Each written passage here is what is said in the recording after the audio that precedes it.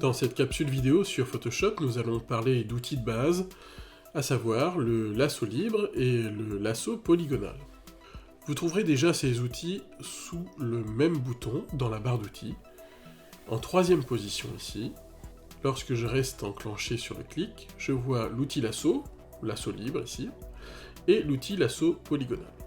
Vous avez pu voir aussi que la lettre L était la lettre d'accès direct de ces outils, c'est-à-dire que si je clique sur L, j'enclenche directement un des outils du groupe. Si je veux changer d'outil, il faudra que je reste appuyé sur Shift, et je réappuie sur L, et là je passe au lasso polygonal.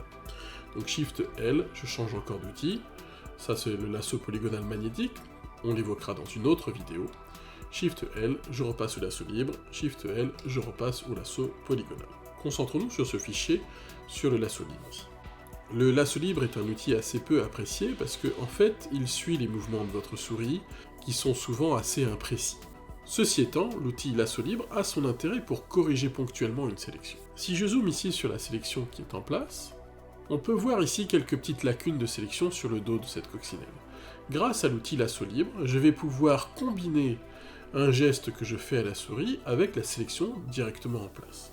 Pour cela, je vais rester appuyé sur Shift pour rajouter un morceau à la sélection qui manque, et je vais pouvoir utiliser mon lasso libre, et sur une petite surface, j'arrive à faire quand même une trajectoire qui est relativement propre.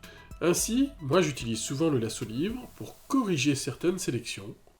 Je vois ici que nous avons une sélection qui a débordé, donc là je vais utiliser aussi le lasso libre en combinaison de la touche Alt pour enlever le bout de sélection en trop. Je clique, je fais ma trajectoire et effectivement sur une courte distance, je peux rester quand même assez précis. Le bout de la patte de la coccinelle a le problème inverse ici, il faudrait que je rajoute un bout de sélection. Je reste appuyé sur Shift et avec mon lasso libre, je vais pouvoir combler le bout de la sélection. Donc vous pouvez le voir avec cette vidéo, le lasso libre n'est pas un outil à jeter complètement à la poubelle, il peut vous servir dans des cas précis, notamment pour retoucher ponctuellement les sélections. Nous allons passer au lasso polygonal avec une autre photo. Je viens sélectionner mon lasso polygonal avec Shift L ici. Le lasso polygonal, comme son nom l'indique, va vous permettre de créer des polygones, des segments de droite, qui vont après se transformer en sélection.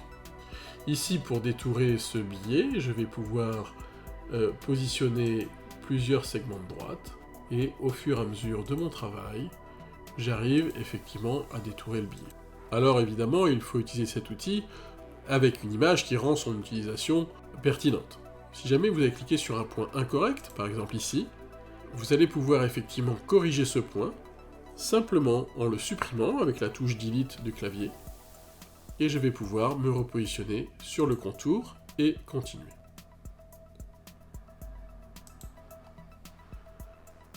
Je vais terminer mon détourage. Quand j'arrive sur le point 0, j'ai effectivement un petit 0 qui s'affiche avec mon curseur, qui me dit que je suis en survol de ce point 0, et là je n'ai qu'à faire un simple clic pour transformer mon travail en une sélection. Bref, pour résumer, cet outil vous permet à l'aide de plusieurs clics de faire des segments de droite qui vont constituer un polygone une fois la sélection fermée. Si vous voulez corriger des points qui ont déjà été cliqués, à l'aide de la touche Delete, vous allez pouvoir supprimer les derniers points. Enfin, pour fermer la sélection, l'idéal est de revenir au premier point, et dans ce cas-là, vous pouvez visionner un petit 0, et en cliquant, la sélection va apparaître.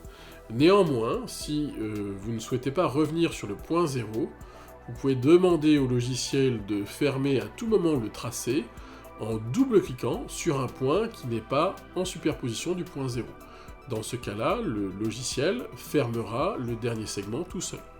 Si je double-clique ici, par exemple, tac, voilà, j'ai bien une sélection, et le dernier segment s'est fait tout seul. Enfin, si en cours de sélection, je m'aperçois que je ne suis pas avec le bon outil et que j'ai envie d'abandonner cette sélection, je peux appuyer sur la touche Escape, qui me permet de supprimer l'ensemble de ma sélection. Je vous remercie d'avoir visionné cette vidéo.